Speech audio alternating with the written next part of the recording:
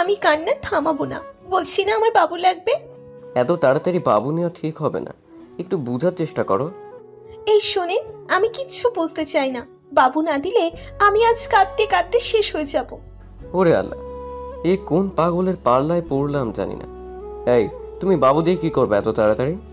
কেন, আপনি জানেন না কি করে বাবু দিয়ে?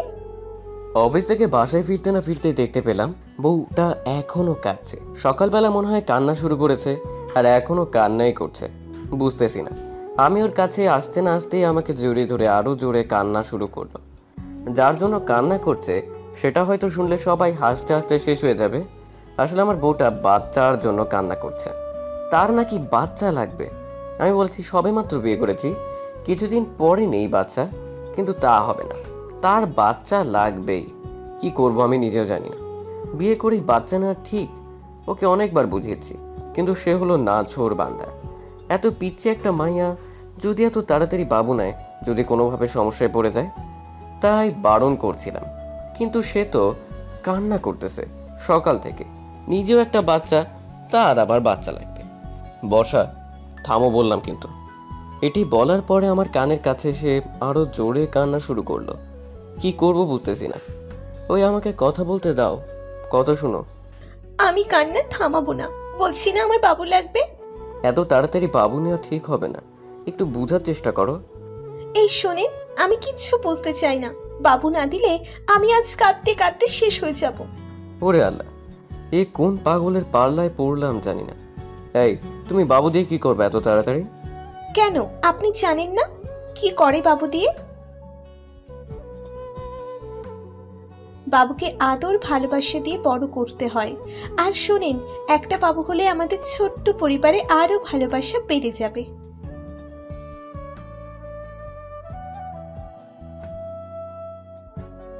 ওই, আমাকে একটা বাবু দিন প্লিজ।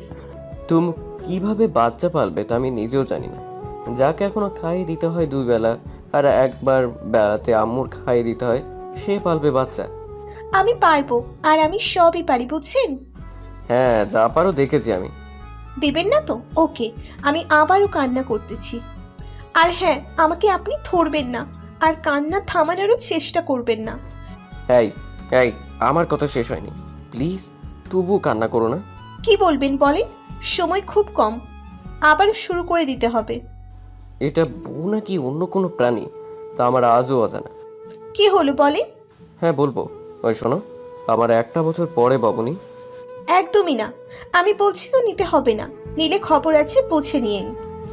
কি করবো বুঝতেছি না, তাই বললাম ঠিক আছে বাবু, দিব। সত্যি তো দিবে বাবু? হ্যাঁ দিব, এখন অফিস থেকে আসছি, একটু ফ্রেশ হয়ে আসি। ঠিক আছে, আসো। আমি ফ্রেশ হয়ে নিলাম, তারপরে আবারও রুমে চলে আসি। আসতে না আসতেও আমাকে শক্ত করে জড়িয়ে ধরলো।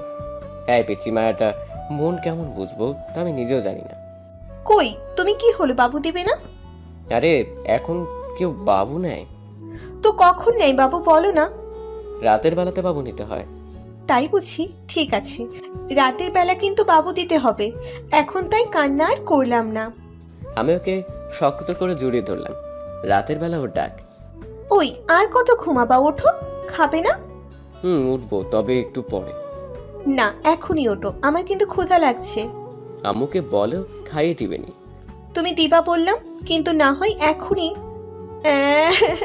কান্না শুরু করে দিব। কি আর করব, বউয়ের কান্নার ভয়ে উঠে পড়লাম। ওকে নিয়ে খাবার টেবিলে চলে আসি। তারপরে আমিও আর ওকেও খাইয়ে দিতে লাগলাম। তবে খাওয়ানোর সময় ওর দুষ্টামি একটুও কমেনি। বসা ছাড়ো, কেউ এসে পড়বে। আসলেও সমস্যা নেই, আমি তোমাকে এমন করে জড়িয়ে ধরিয়েই খাবো।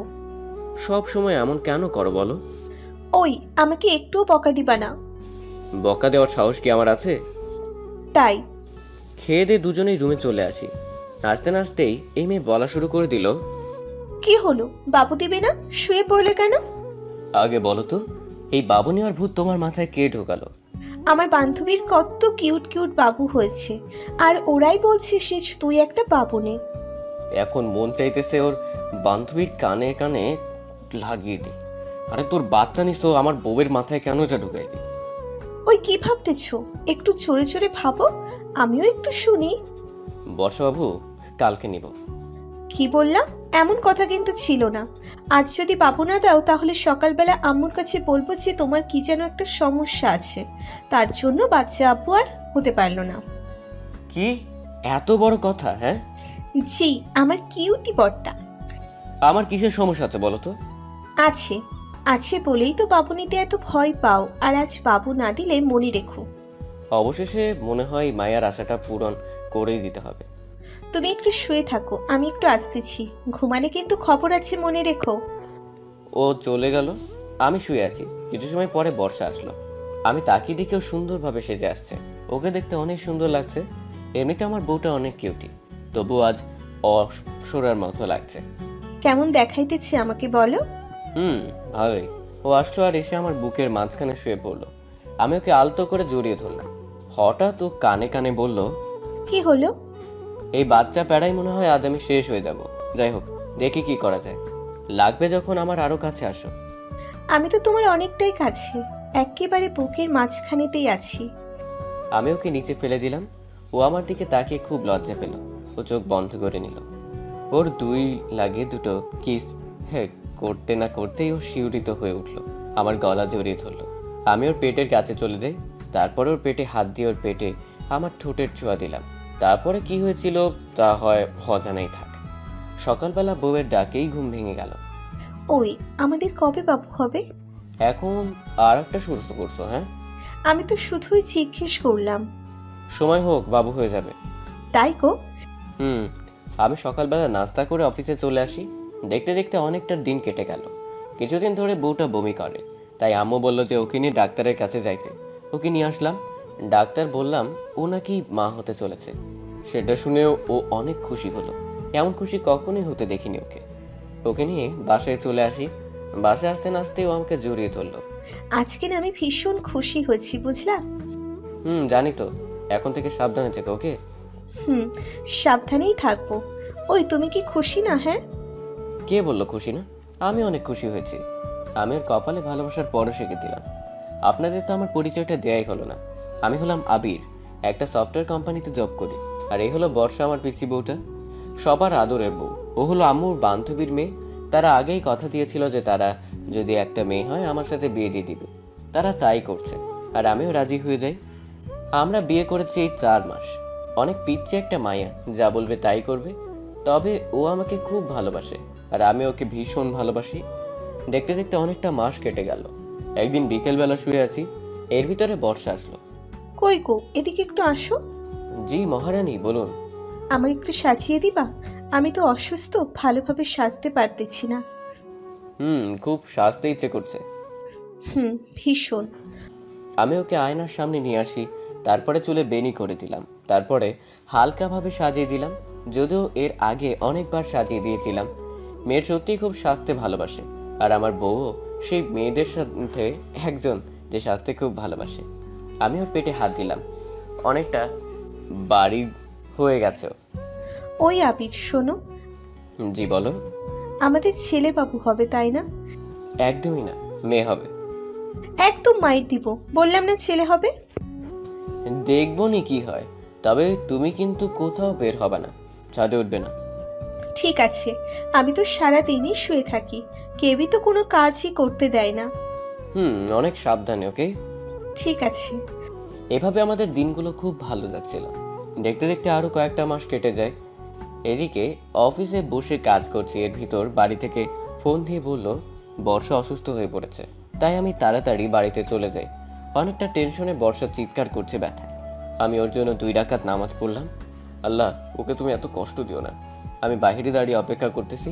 কিছুক্ষণ পরে আম্মু বলল আমার নাকি ছেলে হয়েছে। কথাটা শুনে অনেক খুশি হলাম। কিছুক্ষণ পরে আমাকে নিয়ে রুমে চলে গেল। সবাই বর্ষার পাশে বসে আছে। আমাদের দুজনকে রেখে তারা চলে যায়। আগে গিয়ে বাবুটাকে কোলে নিলাম। বর্ষা আমার দিকে তাকিয়ে আছে। আমি ওর কাছে বসে পড়ি। ওই, কেমন আছো বলো? ওর চোখে পানি। আমি পানি মুছিয়ে দিলাম। আমার নাকি খুব কষ্ট হয়েছিল। জানি, তোমাকে তো কত করে বলছিলাম আমি। কষ্ট হলেও কি বাবু নিব? দেখছো কত কিউট হয়েছে বাবুটা, তোমার মতো। এই না, তোমার মতো দেখছো। মোটেও না। ওই, এত কথা বললো না, একটু ঘুমানোর চেষ্টা করো না। ঘুম তো আসতেছে না গো। আমি তোমার মাথা চেপে দিচ্ছি, একটু ঘুমাও। ওর চুলে হাত দিতে না দিতেও ঘুমিয়ে পড়লো। আমি শুধু ওর দিকে তাকিয়ে আছি। ফাগলি বউটা। এভাবে কিছুদিন কেটে গেল। আমাদের বাবুটাও অনেকটা বড় হয়ে গেছে। সারাদিনই দুজনে কিছু রাগ আর কিছু অভিমান চলতেই থাকে। একদিন রাতের বেলা বর্ষা বলল, আমাকে তো একটু ভালোবাসো না, সব সময় বাবুকে ভালোবাসো। কি বলতেছো এগুলা? জানি আমি, এখন একটু ছড়িয়ে ধরো না। কই, প্রতি রাতেই তো জড়িয়ে ধরে ঘুমাই। কচু। কি কচু দেখাচ্ছি? কিসের কচু? এখন বলছি দেখে এখন ছড়িয়ে ধরলা। সারাদিন সব সময় ধরি, আর এখন বলতেছো ধরি না? তাহলে একটু আদর করো না, খুব আদর খেতে ইচ্ছে করে। এটা আগে বললাম না তুমি? কিছু বলতে হবে, বুঝে নিতে হয়। আজ অনেক আদর দিব, দাঁড়াও তুমি। এই যে আপনারা এখন যান, অনেক কিছু তো দেখলেন, এখন আর থাকতে হবে না আপনাদের। কেমন লাগলো আমাদের ভালোবাসার গল্পটা? ভালো লাগলে একটা কমেন্ট করবেন। দেখা হবে আবারও কোনো একটা গল্পে।